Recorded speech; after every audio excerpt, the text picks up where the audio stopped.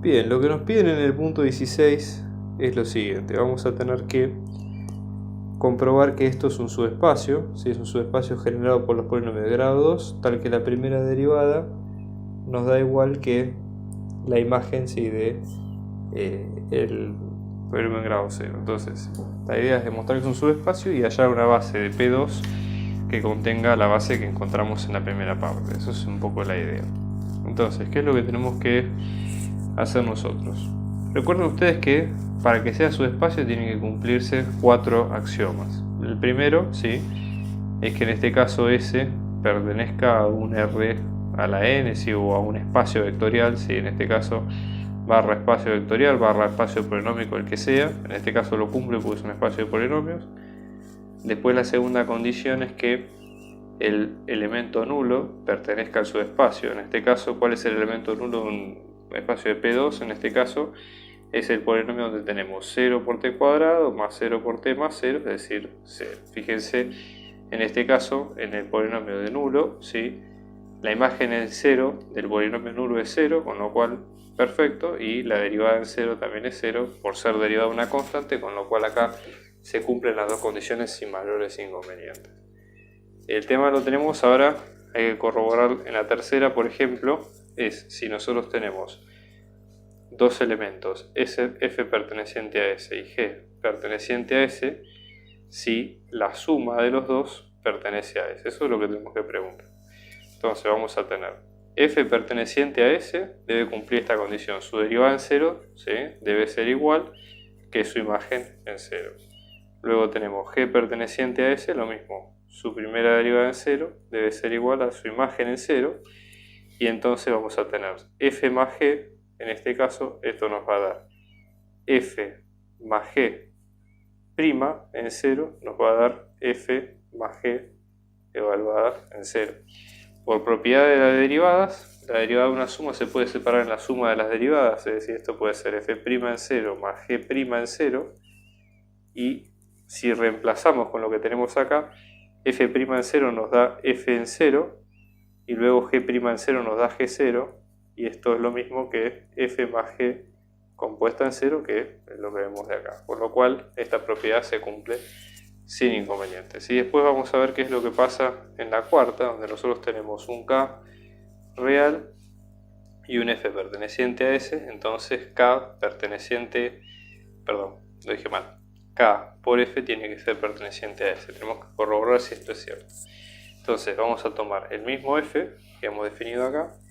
Entonces, dado esto, K por F es lo mismo que si nosotros tenemos K por F' en 0, esto nos va a dar K por F en 0, ¿sí? Entonces, nosotros lo que sabemos es que K por F en 0, o F, digamos, derivado, evaluado en 0, nos va a dar lo mismo que si nosotros sacamos la constante por fuera y luego derivamos la función. Es lo mismo evaluando la función acá, o sea que esas dos propiedades se van a cumplir sin mayores inconvenientes. Porque ahí ya tenemos las 4 propiedades, ahora la idea es cumplir el segundo punto, ¿sí? Armar una base de P2 que contenga a la base vista en este caso. ¿Cuál es la base? ¿Cuál puede ser una base de esta igualdad? Bueno, pensémoslo de la siguiente manera. Pensemos en la base canónica de los polinomios de grado 2, ¿sí?, y tratemos de adaptarla a esto que nosotros vemos a continuación, ¿no? Entonces, un polinomio de grado 2 cualquiera es, como ustedes lo conocen de cálculo de CBC, análisis de CBC y demás, tenemos coeficientes multiplicados a las tres partes del polinomio, la parte cuadrado, la parte lineal y la parte constante, ¿sí? Básicamente eso, ¿sí?, donde los A sub I en este caso son números reales, no hay mucho más misterio que eso. Pero tratemos de verlo en este caso, fíjense. Si derivamos este polinomio, esto lo que nos va a quedar es 2 por A2 por t más A1, y luego la idea sería evaluar ambos casos en 0 y ver para qué valores se cumple esa igualdad. Entonces vamos a tener P en 0 va a anular este componente y este componente y va a dejar solamente la constante. P' en 0 va a anular este componente y va a dejar A1 como constante. Y como en este caso ambos son iguales por esta igualdad, Esto lo que dice es que A sub 0 es igual a A sub 1. Entonces ese es el dato clave para caracterizar a vectores o elementos que pertenezcan a ese subespacio. Entonces ahora reemplacemos este dato en la base original, es decir, la base original, fíjense ustedes que era esto. Este es nuestro nuevo dato, con lo cual lo que habría que hacer es introducirlo. Vamos a expresar todo en función de A sub 0 como para que sea más prolijo. Entonces vamos a reemplazarlo aquí.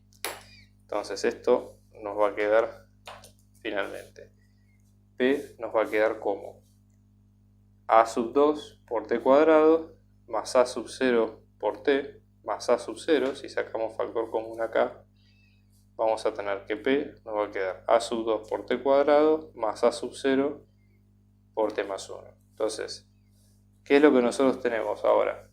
Tenemos una base, pero no es una base completa, por el hecho de que si bien nosotros tenemos individualmente identificados la combinación lineal de estos dos vectores, ¿sí?, son generadores de subespacio, pero justamente la idea es que necesitamos, o sea, primero corroborar que sean LI, ¿sí?, pero necesitamos 3 elementos para armar la base de P2. Entonces empecemos corroborando si ambos son LI con lo que vimos al principio, o expresándolo en términos de la base canónica, ¿sí? Entonces vamos a verlo de este lado, ¿sí? Vamos a copiar de vuelta acá. P2, esto nos va a quedar como A sub 2 por T cuadrado más A sub 0 por T más 1. Entonces vamos a empezar con el primero. T más 1, ¿sí?, en términos, tenemos que pensarlo en términos de 1, de T y de T cuadrado, que es la base canónica para los P2, ¿no? Fíjense, podemos tomarlo como 1 multiplicado por 1 más 2 más 1, perdón, por T más 0 por T cuadrado. Es decir, pensemos en un vector en coordenadas de la base canónica de P2, ¿sí?, va a ser 1 acá y 0 acá, ¿sí? Esto sería, ya les digo, este vector expresado en base canónica de los polinomios de grado 2. Empecemos ahora con T cuadrado.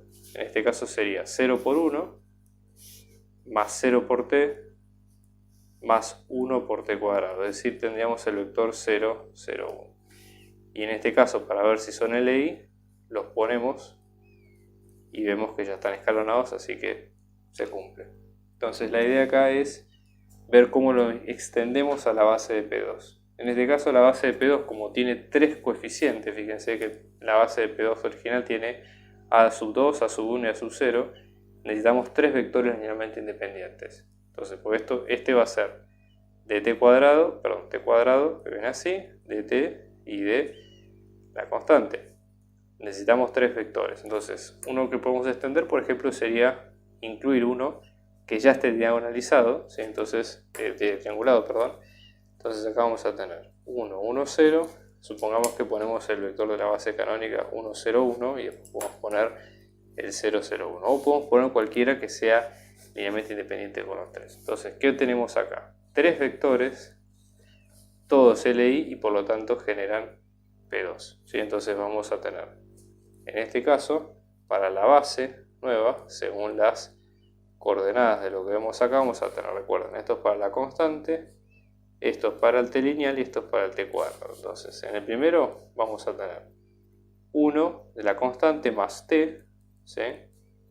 Vamos al segundo, en este caso tenemos 0, T y 0, o sea que tenemos T simplemente, y acá tenemos 0, 0, T cuadrado. Ya con esto arman la base que necesitan para este caso. Estamos organizando clases particulares, individuales y grupales para apoyo a las materias parciales y finales, así que abajo dejamos nuestro dato de contacto para si ustedes quieren contactarse y seguir averiguando de las clases lo pueden hacer. Un abrazo grande y muchos éxitos.